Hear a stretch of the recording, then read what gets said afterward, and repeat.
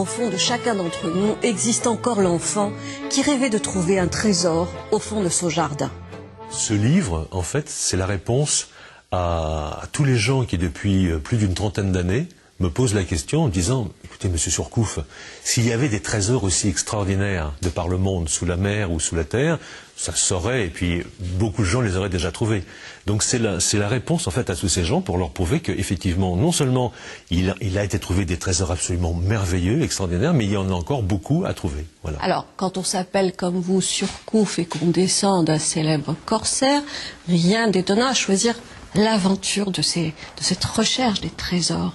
Oui, tout à fait. Disons qu'il y a un atavisme dans la famille. Mon arrière-arrière-arrière-grand-oncle était le roi des corsaires de Saint-Malo. Et donc, tout petit, j'étais entouré de maquettes de bateaux, de tableaux représentant des scènes d'abordage.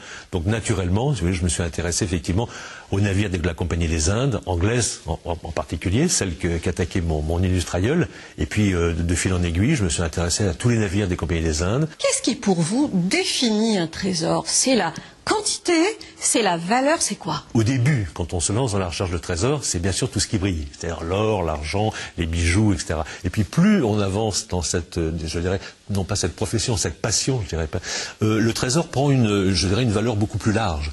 C'est-à-dire, ce sont en fait toutes les rencontres, tous les instants, tous les partages. Ce qui compte au fond, c'est la chasse, le rêve, le chemin vers le trésor, plus que le trésor lui-même.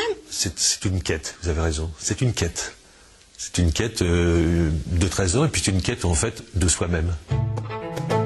Trésors terrestres et sous-marins, un livre d'Éric Surcouf.